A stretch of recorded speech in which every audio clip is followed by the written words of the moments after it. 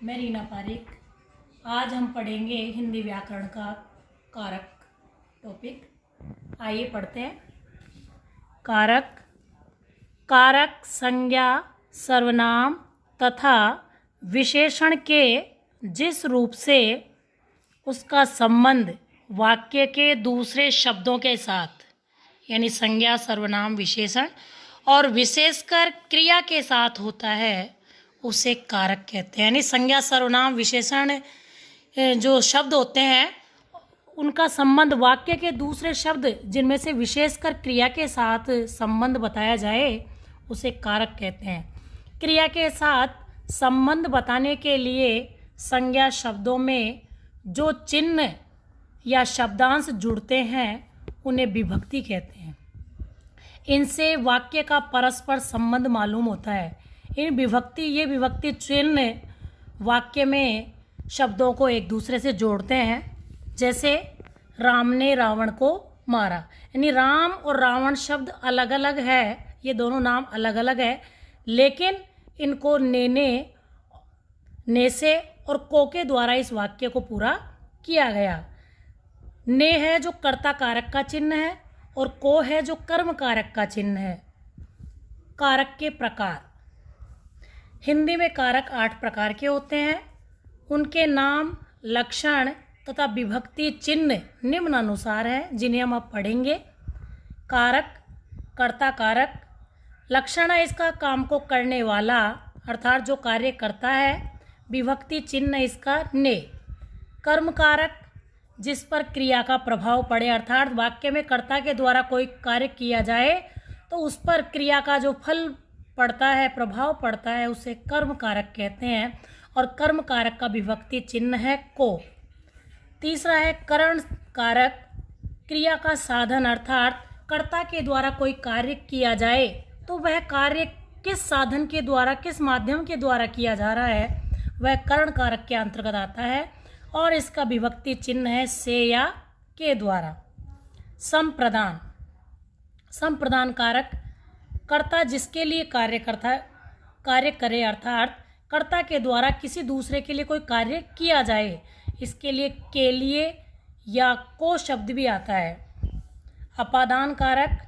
जहाँ अलग होने का बोध होता हो, एक के दूसरे के साथ अलग होने का ज्ञान हो और इसका विभक्ति चिन्ह है से अलग होने का भाव। संबंध कारक। जिससे संबंध ज्ञात हो अर्थात वाक्य में एक शब्द का दूसरे शब्द से संबंध का बोध होता हो, वहाँ संबंध कारक होता है। और इनके विभक्ति चिन्ह है का, की, के, रा, री, रे। अधिकरण। अधिकरण कारक। क्रिया का आधार अर्थात क्रिया का आधार क्या है अर्थात क्रिया कौन से समय में की जा रही है, किस स्थान पर की जा रही है, इसका पता अधिकरण कारक के द्वारा चलता है और इसका विभक्ति चिन्ह है में, पे, पर। संबोधन कारक। संबोधन कारक बुलाने के अर्थ में प्रयुक्त होता है। हम किसी को आवाज़ लगा रहे हैं, बुला रहे हैं, पुकार रहे हैं तो वहाँ पर संबोधन कारक होगा और इसका विभक्ति चिन्ह है हे, अरे, ओ। आइए कारक के बारे में हम विस्तार से अध्ययन करें। नंबर 1 कर्ता कारक। क्रिया करने वाले को कर्ता कहते हैं अर्थात वाक्य में किसी के द्वारा अगर कोई कार्य किया जाए और वैसे भी जो व्यक्ति कार्य करता है वह कर्ता कहलाता है। कर्ता कारक का विभक्ति चिन्ह ने होता है। इसकी पहचान ने के द्वारा होती है। जैसे उदाहरण देखेंगे हम, नेहा ने पुस्तक पढ़ी यानी नेहा के द्वारा कोई कार्य किया गया तो इसमें कर्ता है नेहा। राम ने रावण को मारा तो इसमें कर्ता है राम। दिनेश ने खाना खाया तो इसमें कर्ता है दिनेश और ने के द्वारा कर्ता कारक की पहचान हो रही है। कर्म कारक।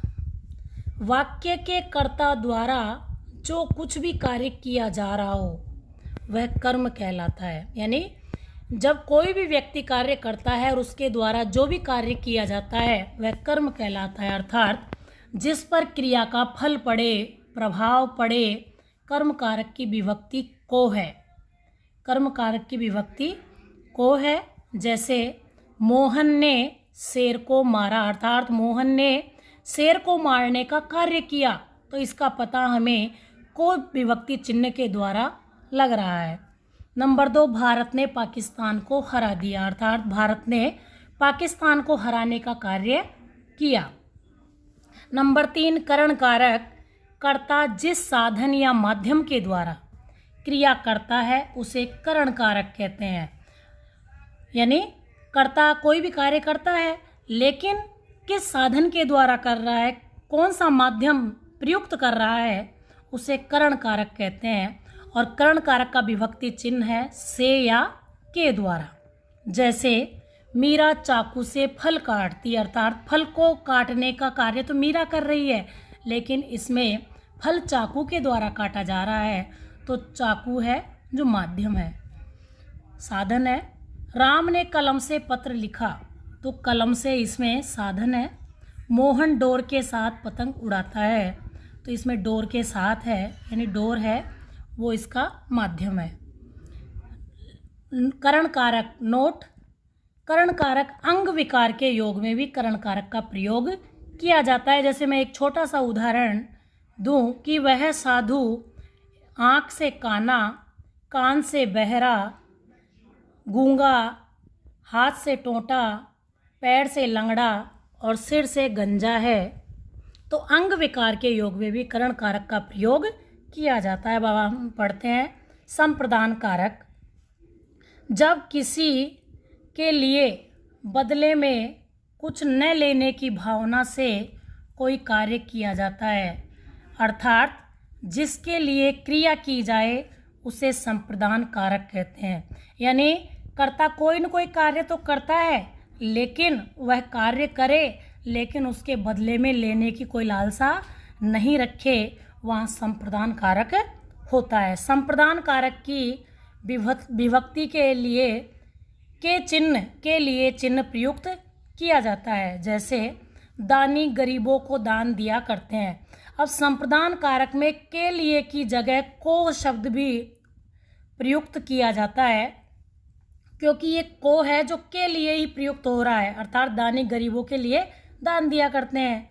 ये खिलौने बच्चों के लिए हैं, राजा याचक को धन देता है, अर्थात राजा याचक को धन दे रहा है लेकिन बदले में कुछ ले नहीं रहा, तो यहाँ संप्रदान कारक होगा।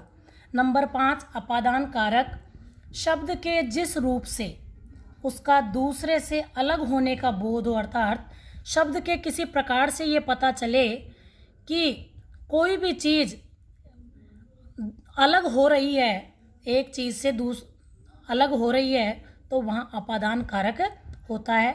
इसकी विभक्ति चिन्ह से होती है और ये अलग होने के क्रम में प्रयुक्त होती है। जैसे गंगा हिमालय से निकलती, अर्थात गंगा जो नदी है वो हिमालय है उससे अलग हो रही है।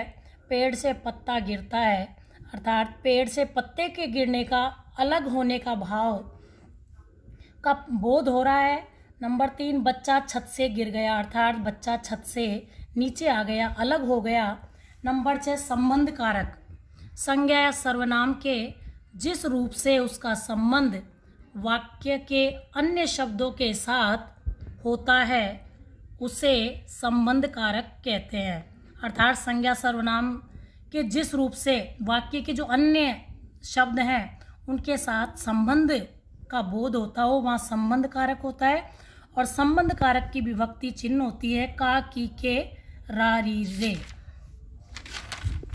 जैसे वह मेरा घर है, अर्थात वह घर है जो मेरा है, इसमें घर से मेरा संबंध है कि वह मेरा है। यशोदा कृष्ण की माँ थी, यशोदा और कृष्ण में जो संबंध है वो की चिन्ह के द्वारा बताया जा रहा है। दशरथ राम के पिता थे, इसमें के द्वारा इस वाक्य का संबंध बताया जा रहा है कि दशरथ राम के पिता थे। नंबर 7, अधिकरण कारक, शब्द के जिस रूप से क्रिया के आधार, समय अथवा स्थान का बोध होता है उसे अधिकरण कारक कहते हैं। अर्थात कि शब्द के द्वारा ये पता चले, बोध हो कि क्रिया का आधार क्या है, क्रिया किस समय हो रही है, किस स्थान पर हो रही है, इसका पता चले, तो वहाँ अधिकरण कारक होता है। और अधिकरण कारक की विभक्ति चिन्ह में पर पे का प्रयोग होता है। जैसे बंदर पेड़ पर बैठा है, अर्थात यहाँ पर स्थान का बोध हो रहा है कि बंदर पेड़ पर बैठा है पर के द्वारा। शेर जंगल में रहता है, तो शेर जंगल में रहता है, तो में के द्वारा इसका बोध हो रहा है। चोर घर में घुस गए, तो चोर घर में घुसने का कार्य कर रहे हैं, तो इसमें में के द्वारा यह बात बताई जा रही है, अर्थात इसमें अधिकरण कारक का बोध हो रहा है। नंबर 8 संबोधन कारक। किसी को बुलाने या पुकारने के लिए जिन शब्दों का प्रयोग होता है, हम किसी को आवाज़ लगाएं, किसी को बुलाएं, तो वहाँ पर संबोधन कारक होता है। और संबोधन कारक के चिन्ह होते हैं हे, अरे, ओ। जैसे अरे तुम यहाँ भी आ गए, अरे राम पहले मेरी बात सुनो, हे भगवान रक्षा करो।